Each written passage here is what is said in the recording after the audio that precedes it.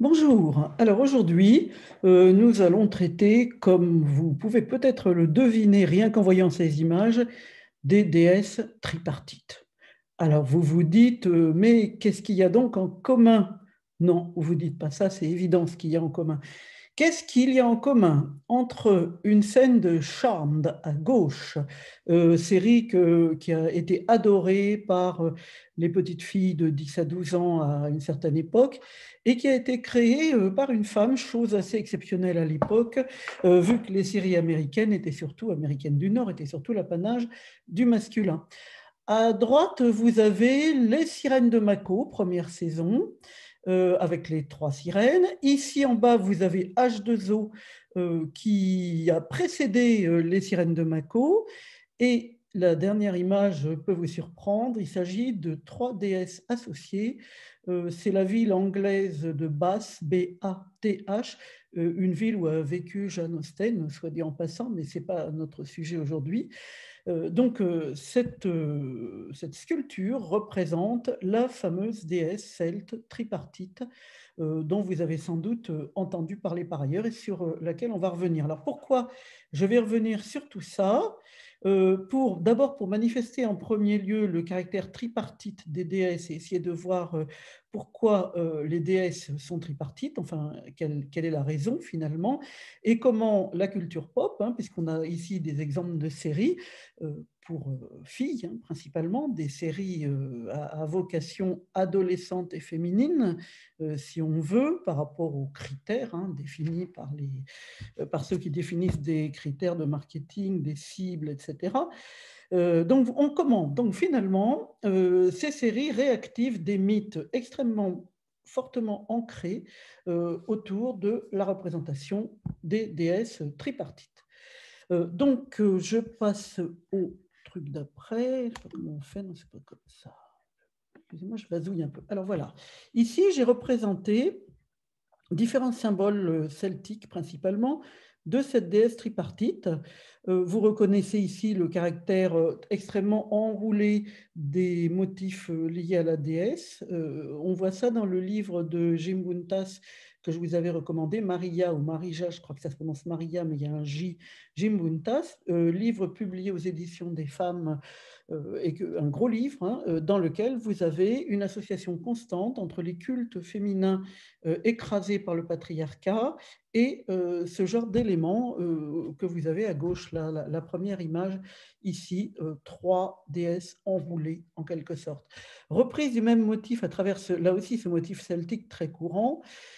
Celui-ci est également très courant, les trois pointes ici, tout ça, ça a des noms de genre trinquel, des noms comme ça.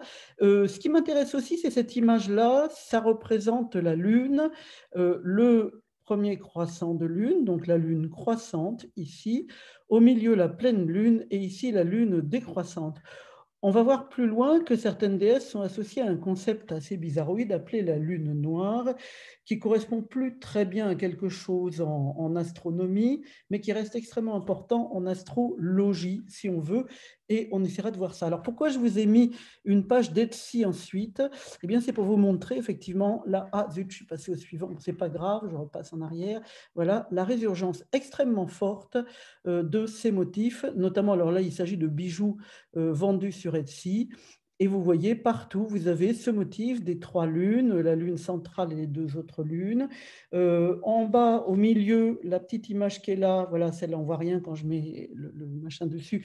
Donc, vous avez ici, j'essaie d'enlever, voilà, vous avez ici la petite déesse, vous savez, qui se tient les bras comme ça, figure traditionnelle de la représentation de la déesse dans de nombreuses civilisations.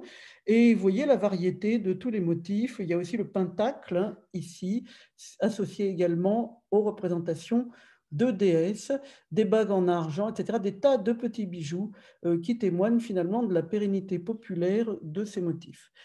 J'en viens ici aux sirènes pour vous montrer comment la bague, hein, vous voyez ici on vend à gauche sur Etsy, vous avez la vente d'une bague lunaire en labradorite, à droite encore une bague lunaire. La bague lunaire, ça vient évidemment de la série des Sirènes de Mako ou de H2O. Je crois que là, c'est les Sirènes de Mako. La troisième saison, pas terrible, hein, qui n'a pas tellement de sens, mais bon. Et à droite, vous avez le personnage d'Evie dans la joie de découvrir le pouvoir de la Lune. Alors ça aussi, je commence à introduire ici, disons, le thème de la Lune.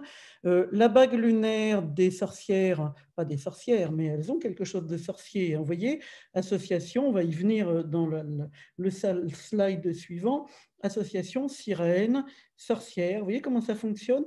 Alors, la bague qui est en haut à gauche, c'est une bague lunaire au sens la pleine lune au milieu et les deux lunes latérales, c'est-à-dire la croissante à gauche et la décroissante à droite. Vous savez que la lune ment, hein, on dit toujours la lune ment. Pourquoi? Parce que quand elle forme un D comme décroissant, en réalité, c'est un C, elle est croissante. Et quand elle forme un C qui pourrait passer pour croissant, en réalité, elle est décroissante. Bon, ça, c'est des petits trucs mnémotechniques qu'on apprend aux enfants. L'essentiel de mon discours n'est pas là, c'est que ici, j'ai voulu vous montrer comment le trio, sur le trio populaire des séries contemporaines pour adolescentes, est lié au pouvoir de la Lune, à la joie de la Lune, et comment il y a une association extrêmement forte entre le féminin et la Lune. Alors vous savez que ce n'est pas dans toutes les langues, puisque par exemple c'est l'inverse en allemand, vous dites der Mond pour la Lune et vous dites die Sonne pour le Soleil. Autrement dit, vous avez une inversion totale du système. Mais malgré tout, là, on est dans une espèce de système où la Lune est ressentie comme très fortement féminine par opposition au Soleil ressenti très fortement masculin. Et ce n'est pas le cas dans toutes les civilisations. Je crois que la civilisation japonaise, c'est pas la même chose non plus. Bref, mais là, je me base sur ce mythe de la Lune. Alors, lié à quoi? Lié à la récurrence des règles tous les 28 jours, le cycle de la Lune étant de 29,5 jours. Donc, vous voyez, on est à peu près dans les cordes, hein, si on veut. Donc, voilà, la femme, la Lune, et peut-être aussi lié à la, comment dire, dégradation du féminin, la Lune étant considérée comme un astre faible, qui a besoin du Soleil pour briller. Vous voyez comment il y a des tas de connotations purement sexistes qui peuvent se rajouter à cette tradition de la Lune aujourd'hui. Mais comment finalement toutes ces séries adolescentes dont je vous parle, associées toujours au trio, témoignent de la puissance et de la joie lunaire, comme pour rattraper finalement cet univers sexiste et déprimant où la Lune n'est jamais qu'un astre mineur. Alors le trio, on en a vu des exemples nombreux, c'est quand même frappant. Pourquoi les sorcières de Charmed ont-elles le pouvoir des trois, hein, c'est énoncé ainsi. Il faut 3 femmes pour un homme. Enfin, un moment, bon, dans Charmed, vous savez, au tout début, elles combattent une espèce de génie, de démon appelé Jérémie. Alors Jérémie, comme nom biblique, ça se pose là, hein, vraiment. Donc c'est vraiment l'incarnation de la Bible, hein, vous voyez, et aussi l'incarnation d'un méchant homme qui représente le patriarcat, puisqu'il dit aux 3 sorcières aux 3 sorcières de Charmed, je ne cesserai de vous embêter pendant des millénaires, pendant 50 000 ans, je vous torturerai, je vous empêcherai de vivre, etc. Et on dirait un peu une espèce de programme, c'est programmatique, oui, du patriarcat.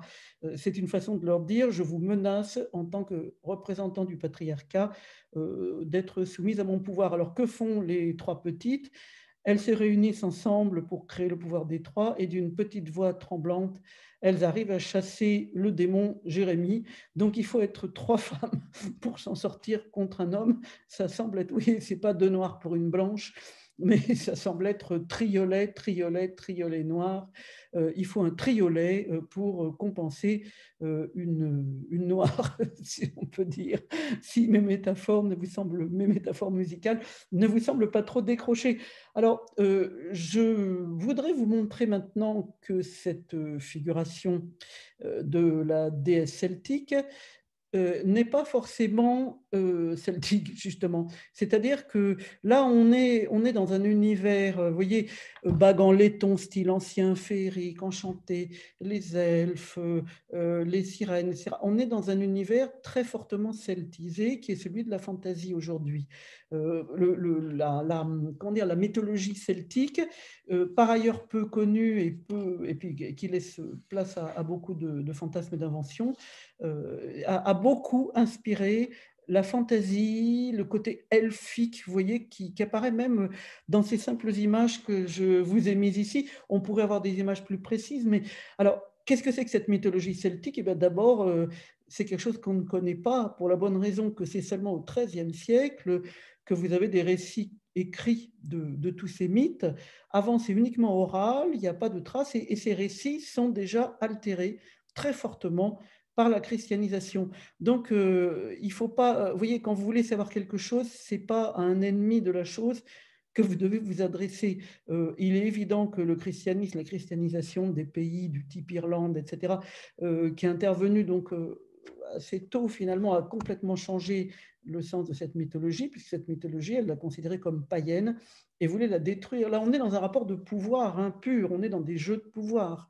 Donc, il est difficile de croire cette fameuse Edda poétique, qui est la grande source, le grand recueil mythologique qu'aurait été écrit entre le 8e et le 13e siècle. C'est la grande source de la mythologie nordique, mais bon, c'est bien gentil, mais déjà, je veux dire, c'est pas pour rien qu'on fête la Saint-Patrick. Il y a eu déjà beaucoup bon, ça s'est vraiment inscrit. Et puis d'ailleurs, il y a un effet de suggestion d'emblée, de suggestion, je veux dire que la femme est sujette. C'est la fameuse Sheila, Shaila, Sheila, qui est quelque chose de très important chez les Celtes. Le nom Sheila est extrêmement valorisé. Et en fait, elle est l'épouse du Patrick en question. C'est-à-dire qu'elle, elle est dans la soumission. Enfin, l'épouse, c'est clairement la femme soumise. Ça représente très clairement ici la soumission du paganisme, représenté par Sheila, à Patrick, qui représente la religion dominante. Ce que je vais vous montrer à travers mes différents exemples, vous dites quand est-ce qu'on en arrive aux animaux, vous allez voir, on va y arriver. Bon, pour l'instant, j'en suis là. Vous allez me dire, mais enfin non, il y a eu un syncrétisme, les religions païennes ont été gentiment absorbées par le christianisme, Dieu n'est pas une espèce de Dieu vengeur qui a écrasé la déesse, non, pas du tout. Bon, ben là, vous vous trompez du tout au tout, ça a été une guerre de religion, une première guerre de religion dont on ne parle jamais. Si vous parlez des guerres de religion, c'est des affaires du XVIe siècle, c'est la Ligue, c'est Henri IV, que sais-je. On ne vous parlera jamais de cette guerre-là, qui fut la guerre contre les femmes, la guerre contre le pouvoir des femmes et le pouvoir religieux des femmes qui incarnaient, on en reparlera plus tard, leur véritable pouvoir social et politique.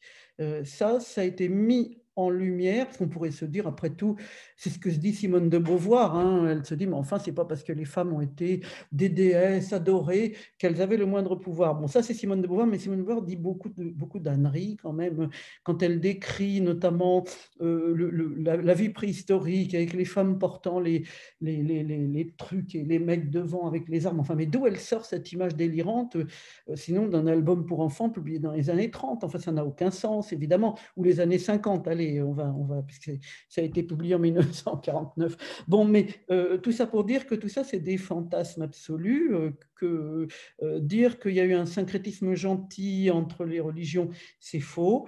Le pouvoir de la déesse était lié, comme l'a prouvé un bouquin d'une certaine Merlin Stone, dont on parlera une autre fois, le pouvoir religieux était fortement lié au pouvoir politique et social. Or, d'ailleurs, on appelle ça pouvoir religieux, faute d'un autre mot. C'est vraiment un asile d'ignorance, hein, le mot religion. On dit la religion de la déesse, puisqu'après, il y a eu la religion du pourtour méditerranéen, vous savez, la religion chrétienne, hébraïque, et puis plus tard les musulmans, tout ça. Bon, les religions que j'appelle à grand livre et grand homme, vous voyez. Donc, il faut un mec et il faut qu'il ait écrit un bouquin. Or là, on est justement dans toute autre chose. On est dans une religion entièrement basée sur l'oral, dont on ignore tout, et qui est reconstruite entièrement par ces ces chrétiens déboulés entre le 8e et le 13e siècle dans ces eaux-là. Donc la mythologie nordique, eh bien, on n'en sait rien. Alors ça plaît beaucoup à la fantaisie. Si on n'en sait rien, on va pouvoir la réinventer complètement, et c'est merveilleux. Alors, il y a aussi un autre truc, hein, je ne vous ai pas parlé de l'Edda de Snorri, c'est la même chose, alors ça c'est en prose, et c'est un historien islandais qui l'a écrit, donc tout ça c'est flou, vous voyez, c'est des documents qui ont été redécouverts plus tard, hein, au 19e siècle, il y a eu ce qu'on appelait le Celtic Revival, ça a été un mouvement de folie, vous avez eu des, alors je vais encore me planter et l'appeler levure, je préfère ne pas le dire. Vous avez des tas de poètes anglais, vous rechercherez celui qui a un nom qui ressemble à levure et qu'on prononce différemment. Bon, il y a eu des tas d'anglais, de britanniques plutôt, qui sont partis dans les pays du Nord. Il y a eu notamment le fameux Synge, alors S-Y, NGE, alors c'est pas singe, hein, mais bon, vous voyez tous ces poètes qui ont finalement, donc Yeats, je ne sais pas comment ça se prononce, excusez-moi, j'ai toujours vu écrit, mon anglais est essentiellement écrit, bref, ces poètes britanniques qui partent redécouvrir les lointains pays celtiques, tout le monde apprend les langues celtiques, il y a même des types qui inventent carrément une langue nouvelle, hein, et certaines langues actuelles ont été inventées de toutes pièces au 19e siècle. Donc, vous voyez, tout un mouvement de redécouverte palpitante faite au 19e siècle. Vous voyez comment tout ça, c'est pas facile à fixer et comment on ne sait pas grand-chose. On parlera tout à l'heure de Morrigan. Bon, ben Morrigan, est-ce que c'est une déesse? Est-ce qu'elle est associée à deux autres déesses, donc tripartite? Ou est-ce qu'elle est avec des corbeaux? Est-ce qu'il y a deux corbeaux? Est-ce qu'il y a d'autres animaux?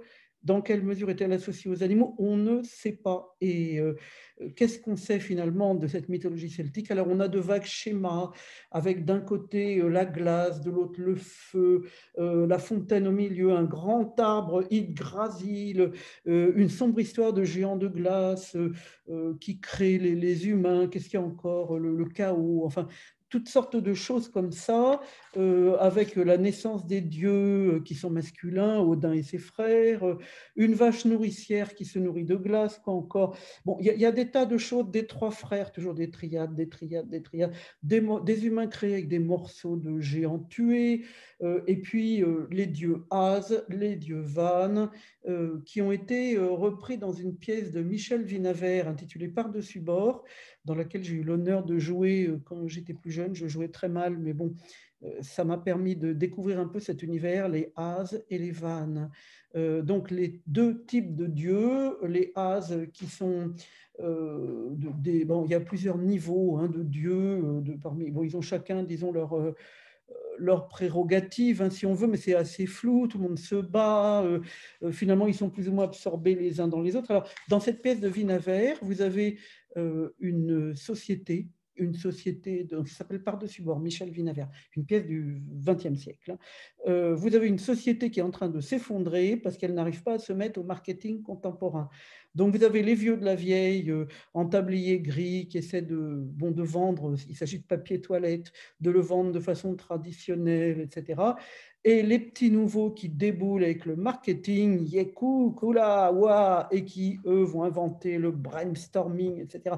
Et les deux mondes s'opposent, les As et les Van. Et sans cesse, c'est ponctué par une sorte de professeur au Collège de France, je ne sais plus très bien, enfin un personnage qui s'y connaît très bien en mythologie celtique et qui ne cesse au fil de l'histoire de raconter cette histoire des As et des Van. Les Van sont sages, magiques, anciens.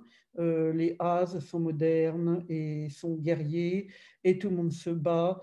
Et il y a une trêve et finalement ils fusionnent comme ils peuvent et ils s'en sortent pas si bien que ça, ni les uns ni les autres. Et finalement, la pièce de Vinaver, c'est une réflexion sur cette représentation celtique de mythologie, pardon, et c'est aussi finalement une réflexion sur l'usine nouvelle, la modernité de l'entreprise. C'est très, avec les actionnaires, tout ça. C'est vraiment une pièce très intéressante.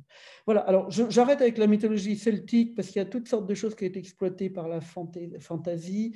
Il y a eu toutes sortes de dieux. Tout le monde a une petite préférence pour Loki, une espèce de type pas sympa, à la fois séduisant et méchant, qui introduit le mensonge, la discorde. Et puis, c'est drôle parce qu'à la fin de l'histoire, quand il y aura le truc qui s'appelle le Ragnarok, enfin un nom comme ça, c'est assez curieux parce que ce Loki, il y a une grosse guerre démente et Loki se fait aider par les morts qu'il est allé chercher en enfer. Ça vous dit rien, ça vous rappelle pas une certaine scène du film du Seigneur des Anneaux, tourné par Peter Jackson, le moment où Aragorn déboule avec son épée et derrière Vlan, tous les morts qui sont là et qui vont l'aider, c'est quand même assez étonnant, cette chose-là, quoi.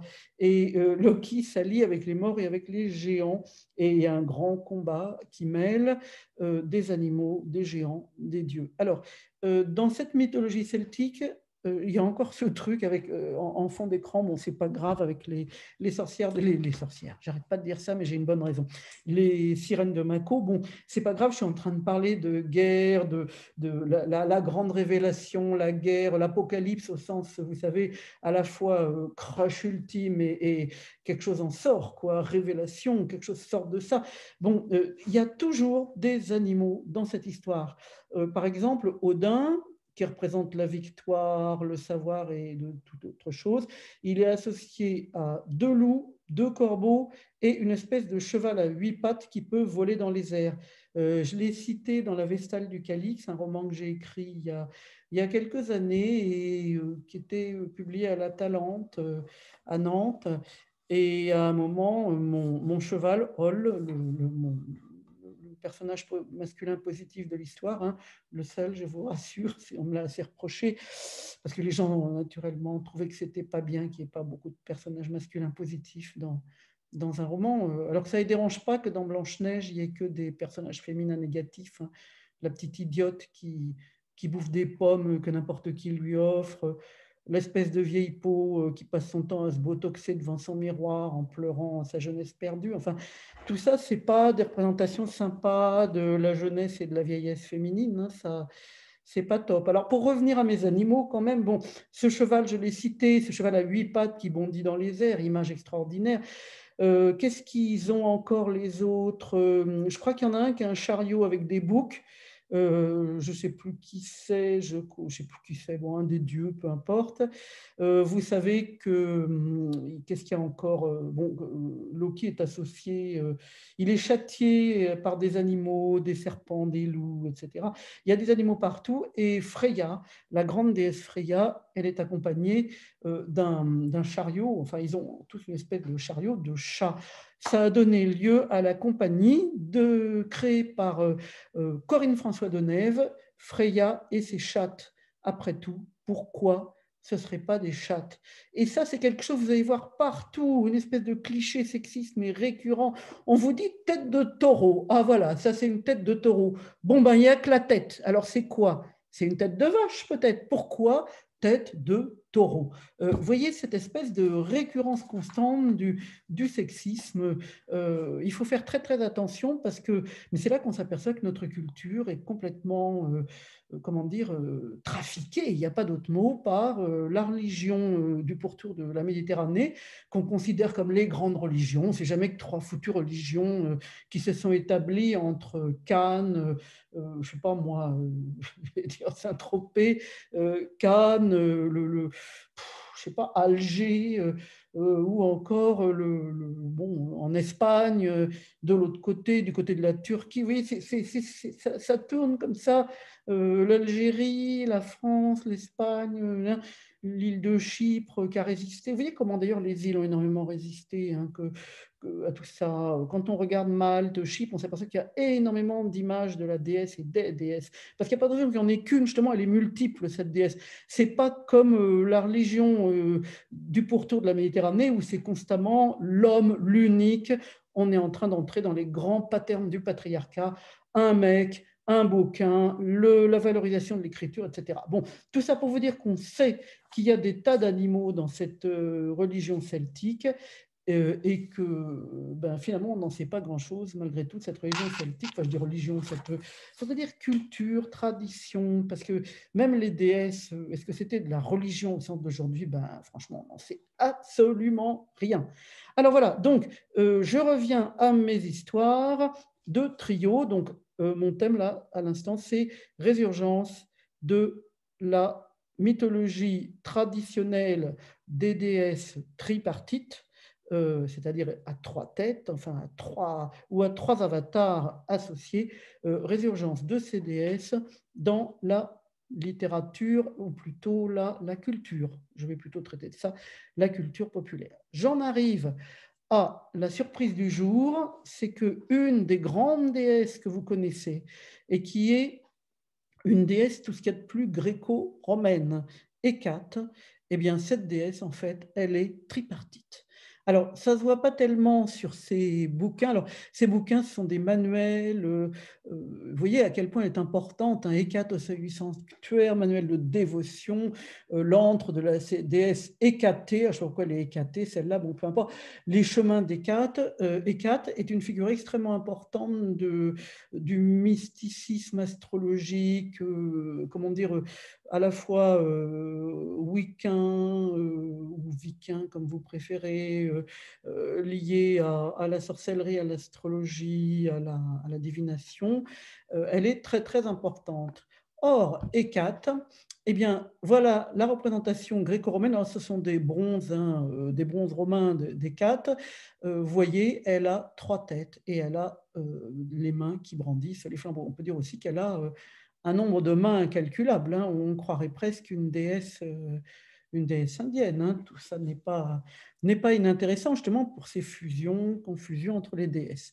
Donc voilà, elle est porteuse de flambeaux et c'est une déesse assez inquiétante, Hécate, en fait, parce que c'est une déesse qui c'est les limites de la mort, une déesse souterraine, une déesse nocturne, magique aussi, une enchanteresse avec des incantations. Alors vous voyez le poids du christianisme, elle est souterraine et elle est magique, donc c'est une salope qui fait des enchantements, des incantations, et où on la renvoie sous la terre. Ça, c'est typique aussi des effets de gauchissement de notre culture par les traditions patriarcales et religieuses qui dominent aujourd'hui. On la traite comme une déesse d'arc, en quelque sorte. Elle a des chiens et elle devient de plus en plus terrible avec le temps. Vous voyez, là, elle est claire quand même, elle a des petits flambeaux, mais c'est assez curieux de voir qu'au départ, elle était assez bienfaisante et que peu à peu, elle devient une déesse abominable. Et c'est une déesse à trois têtes, et les trois têtes, c'est celle d'un cheval, d'un chien et d'un lion. Elle est associée à la lune noire et au monde souterrain, et vous voyez, elle a trois têtes d'animaux. On va y arriver peu à peu. Alors, Hécate, c'est aussi le nom d'un personnage d'une série pour ados dont je n'ai pas encore parlé et qui pourtant est extrêmement importante. Alors là, je parle précisément de la série de 2017 dans laquelle, effectivement, le personnage d'Hécate a été créé. C'est-à-dire qu'avant, dans la série précédente et dans le livre qui a servi de base à cette histoire, elle ne s'appelle pas Hécate, elle s'appelle Constance ou je ne sais quoi, alors que là, elle s'appelle à la fois Hécate et Joy. C'est très, très intéressant ça, parce que Joy, ça évoque effectivement tout ce qui est solaire, lumineux, la joie de vivre, etc. Et en revanche, Hécate, ça évoque le monde souterrain. Et puis, vous voyez, elle est habillée de noir, elle est brune, elle est coiffée de noir, elle porte autour de son cou une montre qu'elle ne cesse de regarder. Vous voyez, le temps file, le temps de la vie. Elle a vraiment, j'ai choisi cette photo parce que là, elle a vraiment une tête de gardienne des enfers. Et on imagine comment trois têtes pourraient lui pousser, enfin, les deux autres têtes pourraient lui pousser des deux côtés, etc. Alors bon, je n'ai pas parlé encore de cette série pour ados extrêmement importante qui est Amandine Malabule, The Worst Witch, et en français, Amandine Malabule, sorcière maladroite, c'est assez nul, parce que c'est The Worst Witch, la pire des sorcières. C'est ça l'idée quand même. Et elle s'appelle Mildred Hubble dans l'origine, et elle s'était traduite. Alors tous les noms sont compliqués, parce que certains ont une connotation celtique, justement, et c'est sacrément, ça sonne mal. Vous voyez, Mildred, Enid, Ethel, une qui s'appelle Maud. Bon, alors du coup, ça a été traduit par, je ne sais plus, Pamela, Isabelle, enfin, bon, divers noms francisés. Mais pour Hécate, c'est quand même intéressant parce que là, on retrouve, vous le voyez, on retrouve encore le pouvoir des trois. Et cette fois, ce sont des sorcières. Donc, trois petites sorcières, que j'ai mis plusieurs images pour vous montrer comment cette récurrence du trio, et là, il s'agit du trio d'amis, devient extrêmement importante. Alors, j'ai montré, donc vous avez en haut donc les trois petites, avec au milieu la fameuse Amandine Malabule, pareil, The Warfish. À gauche, ici, je vous ai mis les petites, c'est-à-dire la structure des trois se reproduit dans la génération d'après. En gros, ce que vous avez en haut, c'est la première génération, donc Pamela, Amandine et Isabelle, pour prendre des noms français. Et ici, c'est la deuxième génération, donc je ne sais plus comment elle s'appelle, Clarisse, Natalaine, ou un nom comme ça, Natalaine, je crois, et Béa. Donc, vous voyez, de génération en génération, à chaque promotion, arrivent de nouvelles petites sorcières qui sont toujours associées au pouvoir des trois. Alors, cette histoire a été écrite par Jill Murphy à partir des années 70 environ. Et Jill Murphy elle-même aimerait que Rowling reconnaisse sa dette envers son œuvre, parce que c'est elle qui a tout créé, c'est Jill Murphy qui a tout créé. Et là, je vous ai mis Harry Potter, où l'affaire du pouvoir des trois introduit deux mecs et une fille. On imagine les effets, c'est-à-dire premier effet, grosse réussite du truc, forcément, un petit garçon, un petit héros masculin, ça marche toujours mieux, hein, on a déjà parlé. Harry Potter a marché mieux que le merveilleux à la croisée des mondes, parce qu'à la croisée des mondes, c'était une fille. Hein, donc, bon, tout s'explique, hein, c'est pas la peine d'aller plus loin. Alors, ce qui est frappant, c'est que tout a été inventé par Jill Murphy. C'est l'occasion de faire un petit excursus là-dessus. Donc, elle invente l'idée d'école des sorcières, l'idée des trois petites associées, l'idée de la petite blonde méchante. Alors, ça sera repris par Drago Malfoy avec sa tête méchante et blonde. La méchante directrice de potions, donc ça, c'est celle qu'on a vue avant, la fameuse Miss Hard, elle s'appelle Hardboom. Donc un balai dur balai, Madame Dur balai, c'est traduit par bâton sec en français. Donc ça, la gentille directrice en réalité qui a l'air d'une bonne dame, mais qui est très très puissante en réalité, donc Dumbledore. Il y a des tas de détails qui sont empruntés, comme par exemple les lunettes cassées, réparées d'un coup de baguette, c'est pas une baguette, mais réparées automatiquement par la directrice. Et au fur et à mesure qu'on regarde cette série ou qu'on lit les bouquins, on est frappé par la multiplicité des emprunts. Ça confine à la limite au plagiat. Donc je pense qu'effectivement, Rowling devrait reconnaître sa dette, ce serait honnête. On peut se dire qu'en littérature populaire, le plagiat n'est pas forcément un problème, que chacun réinvente. C'est pas comme ça hein, à la fac. Hein. À la fac, le plagiat est un énorme problème, sachez-le. Mais bon, en littérature populaire, bon, c'est dommage de ne pas avoir l'honnêteté de reconnaître la dette en fait, envers cette histoire d'Amandine Malabule. Donc, le pouvoir des trois, on est déjà là, la sorcellerie, on est déjà sur ce motif ici. Et le personnage d'Hécate donc, est extrêmement important. Alors, on reviendra sur ce personnage quand on parlera des espaces féminins, du lesbianisme et de la tolérance du lesbianisme dans certaines cultures par rapport à certains âges. Est-ce qu'il y aurait un âge pour le lesbianisme? Je citerai notamment à ce sujet l'excellent bouquin de Natasha Chetcuti, qui est désolé, je ne donne pas son nom d'épouse, c'est trop compliqué, Chetcuti Horowitz, je crois. Bon, bref, c'est publié sous le nom de Natasha Chetcuti, Se dire lesbienne. Extrêmement intéressant pour l'analyse de ce rapport au monde.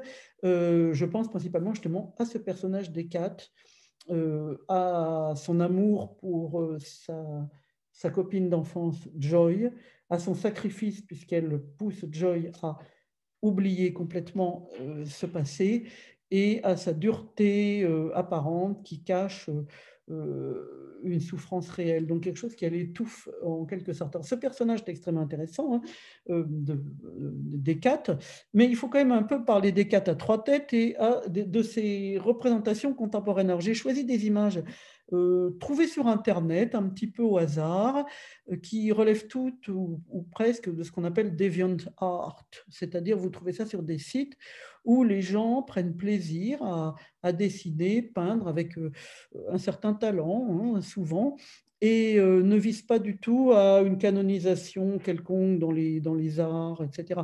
Donc, c'est l'occasion de leur faire un peu de publicité. Alors, pour retrouver une image, c'est très simple, hein, vous la capturez, mettons sur cet écran, si vous voulez retrouver les références, et ensuite, vous la mettez dans Google Images.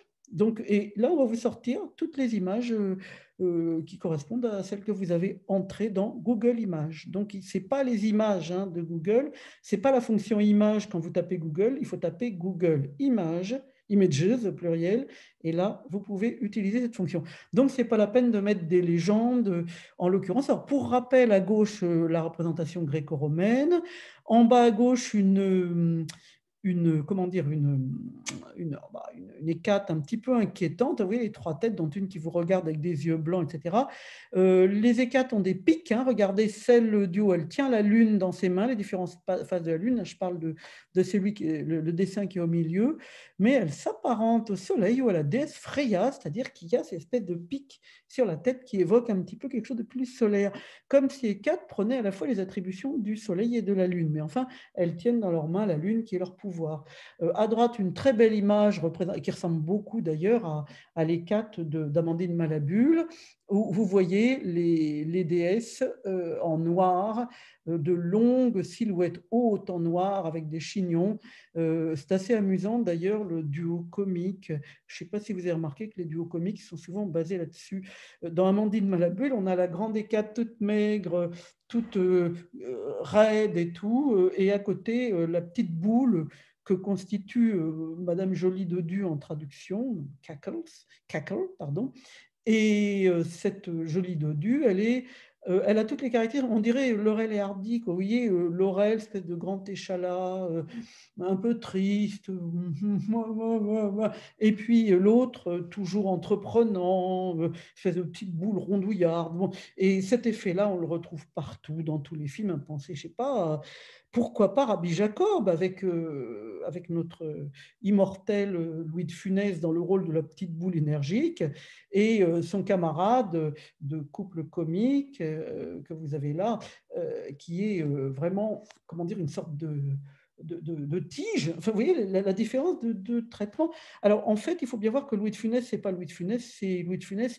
Le comique, c'est le duo. Et je trouve que Claude Janzac, qui était une des partenaires les plus fréquentes de Louis de Funès, on ne lui rend pas assez hommage. Parce que c'est comme si on disait que c'est Hardy, simplement, le duo comique. Non, c'est Laurel et Hardy. Donc, c'est Jean-Jacques et Louis de Funès. Et elle représente aussi Claude Jean-Jacques, cette espèce de grande tige par opposition à la petite boule. On retrouve cette structure comique. Mais je me suis complètement égaré avec la structure comique. J'en reviens à ma dernière image des quatre, une image extrêmement apaisée. Là, vous voyez tous les symboles représentés, donc la lune, les phases de la lune, la montante, la descendante, la pleine lune, avec trois figures associées. Et au milieu, la lune, on y est. Enfin, on est vraiment dans des mythes lunaires. Alors, je finis. Alors là, j'ai mis un trait pour dire que ça, c'est le truc qui est à gauche, ça relève un peu de l'univers d'avant. Et après, je change d'espace. Donc, c'est pour ça que je vous ai mis un trait noir. Alors, à gauche, c'est Marwell. Effectivement, vous avez une BD dans laquelle vous avez Hécate. Et là, voilà. Donc, vous retrouvez ça très facilement, là aussi, en utilisant l'image. Je ne sais plus quel est le nom de la BD. C'est une des nombreuses BD, des pulps, etc., qu'ont publié les éditions Marvel à la grande époque. Hein. Et donc, ils ont récupéré ce personnage d'Hécate qu'ils ont donc érotisé. Oui, à quel point elle a été érotisée. Vous voyez cette position comme ça en bas.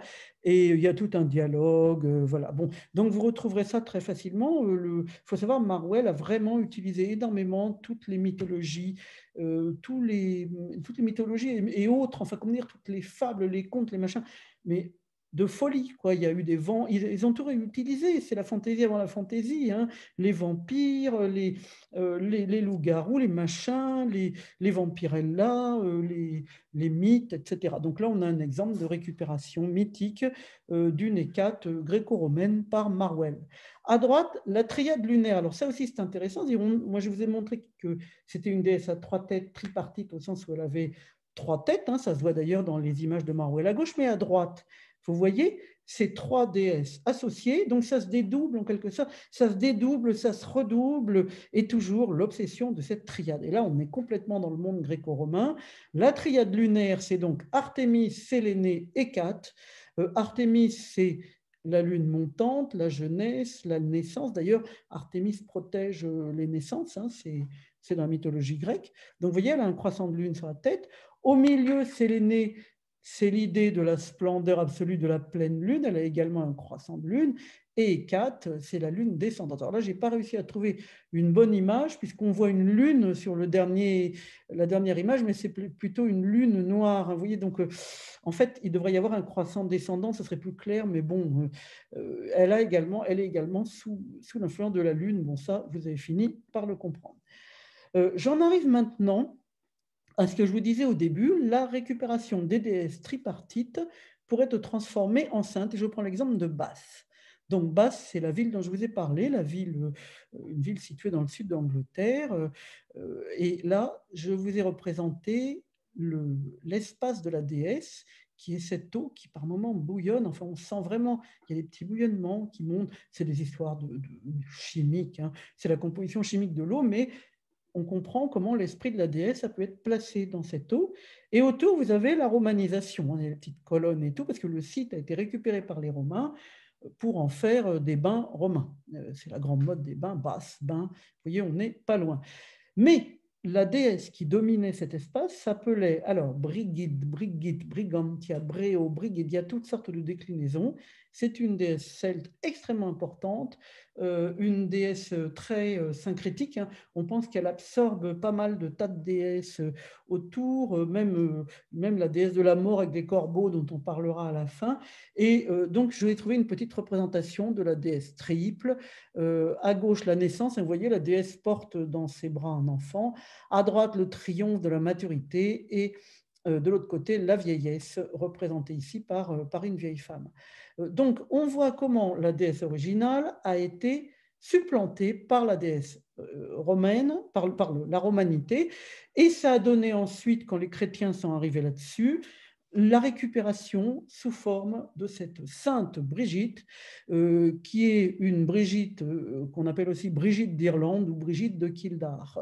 Kildare, je ne sais pas comment ça se prononce, c'est du breton. Alors là, il suffit de regarder les images, on est dans la tristesse absolue je dis du capitalisme, mais non, je ne pensais pas ça, du catholicisme. Quelle horreur quand on y pense, ces saintes amoindries, ça n'a plus rien à voir, mais rien, avec la force des déesses. C'est une manière de les écrabouiller pour en faire des espèces de figures tristounes, aux yeux baissés, préoccupés des mecs, toujours à leur service. Et c'est amusant, ça, comment c'est retraduit dans une série qu'on voit actuellement sur Arte, qui s'appelle Ainsi soit-il.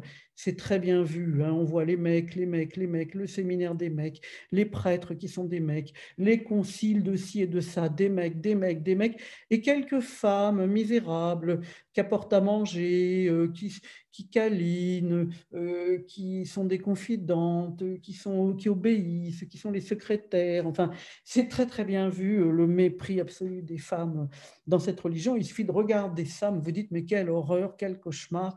Comment a-t-on pu transformer des déesses fortes en ces espèces de figures de carême absolument sinistres et tristes, et sans joie, sans force, sans rien, quoi. Des servantes, des esclaves. Donc c'est extrêmement triste, et il ne s'agit pas du tout de syncrétisme, comme je ne cesse de le répéter. Il s'agit d'un écrasement, il s'agit d'une guerre menée contre les femmes, une des premières guerres, enfin il y en a eu d'autres, hein, il y en a eu plein, mais la guerre contre les femmes, de tout temps, on en voit un exemple dans ces choses anciennes. J'en arrive enfin à mes animaux, c'est la dernière slide, vous allez dire il serait temps.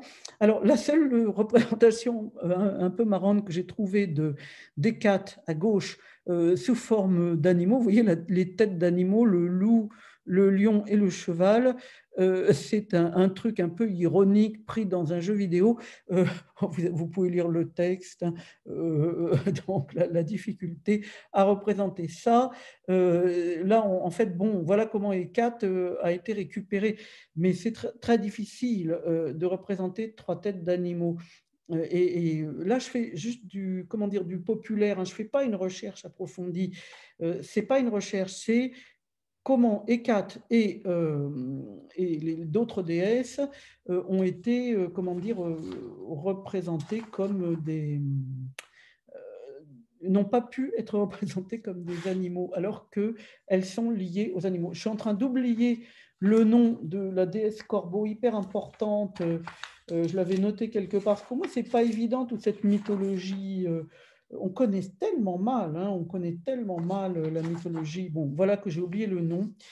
C'est pas grave, je vous le mettrai, comme on dit, à l'intérieur enfin, comment dire, je vous le mettrai en bas en commentaire. Hein. Bon, là, donc, c'est ces deux exemples. Alors, une déesse celtique, Morrigan, voilà, elle s'appelle Morrigan, excusez-moi.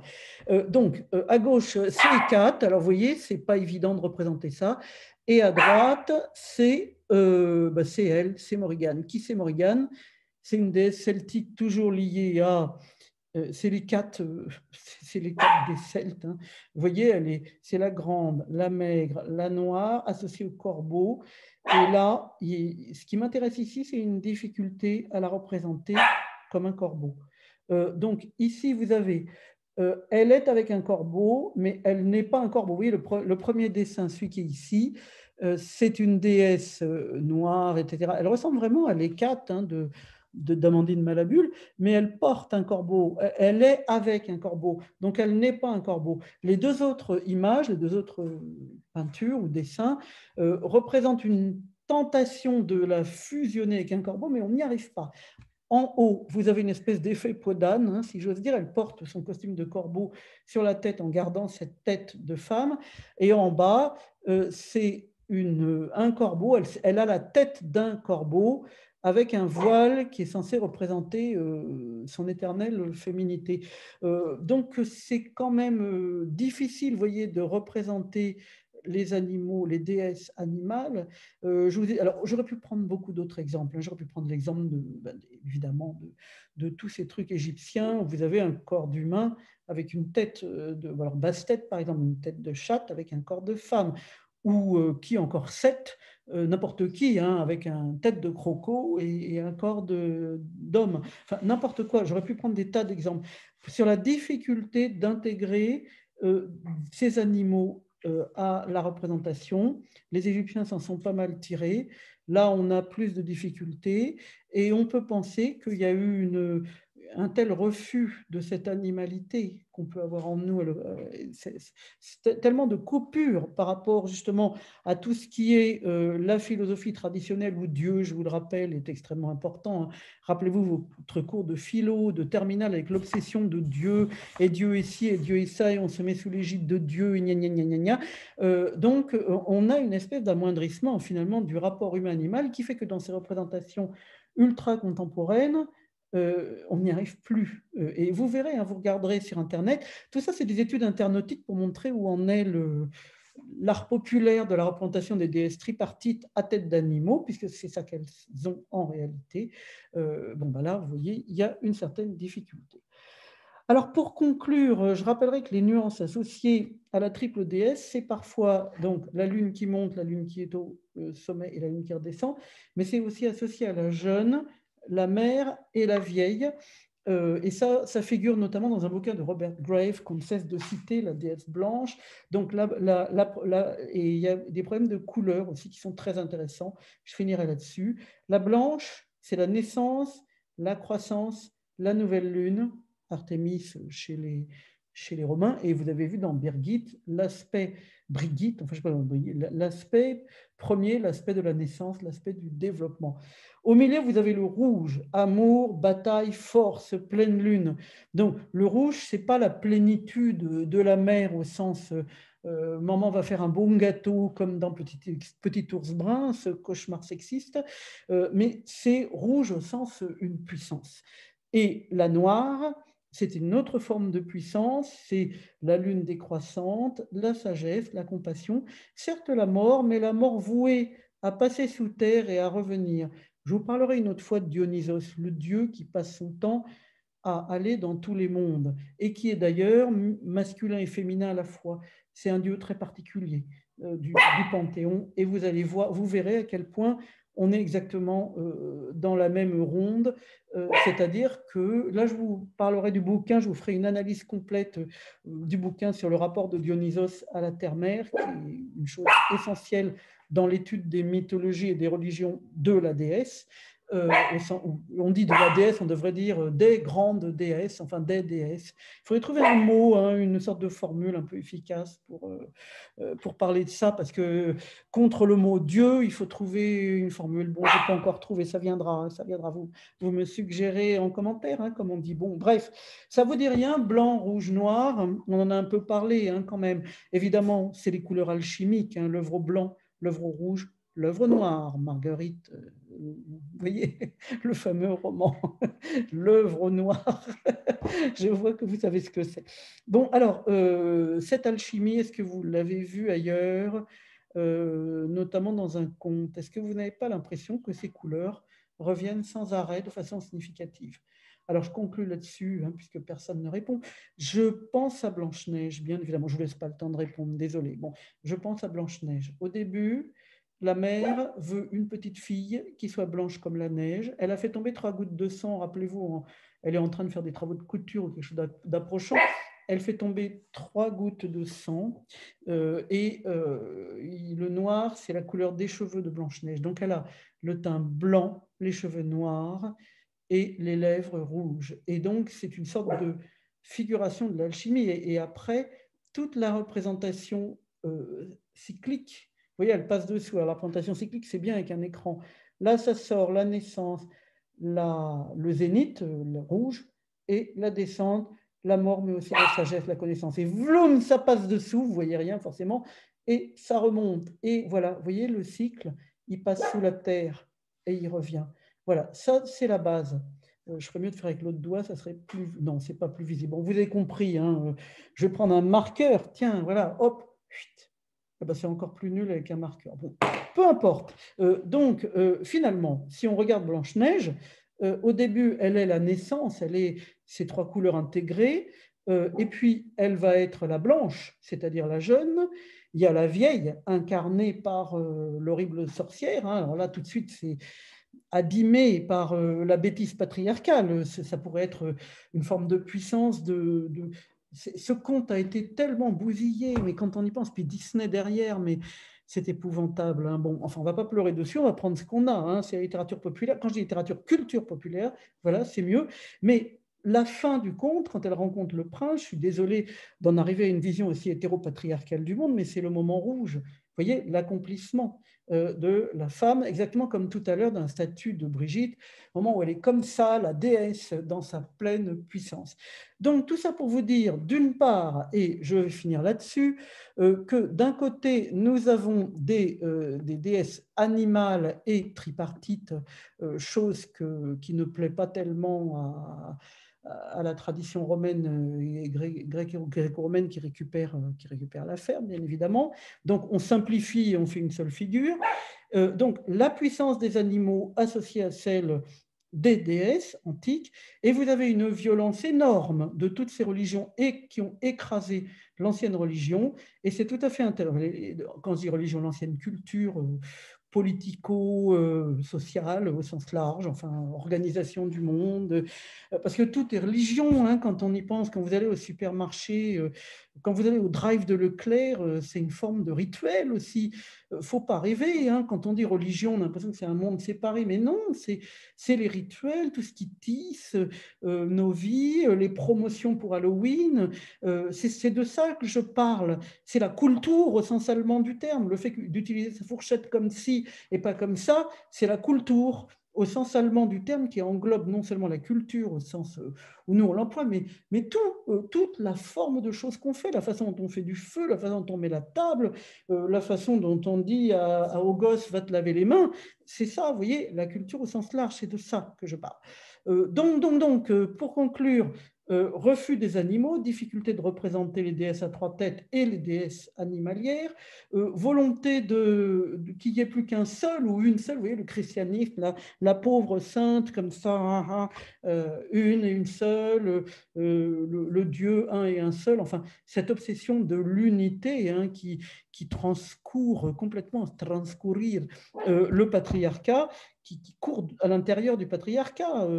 Pensez à toutes ces obsessions, le chaînon manquant, Lucas, l'atome unique, enfin, mais c'est quoi ces foutaises? C'est n'importe quoi, bien évidemment. C'est pas comme ça que ça se passe en vrai. Bon, ben, ceci dit, tout ça, c'est de l'idéologie forcenée et ça fait aussi partie de notre culture. Et actuellement, la culture dont je vous parle, c'est la culture populaire qui reprend et qui marque une espèce d'étrange résurgence de ces choses extraordinairement enfouies.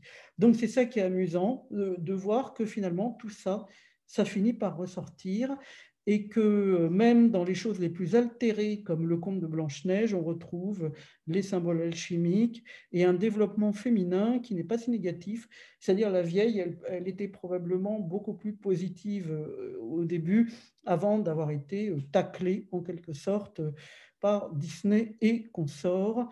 Et donc on peut penser aussi que tous ces contes ont un sens profondément métaphorique qu'il s'agit de faire revenir en réfléchissant un peu sur la violence de la civilisation patriarcale d'aujourd'hui. Voilà, donc je me suis un peu éloignée de l'affaire des animaux et donc je vous souhaite un bon week-end et à bientôt, à vendredi prochain.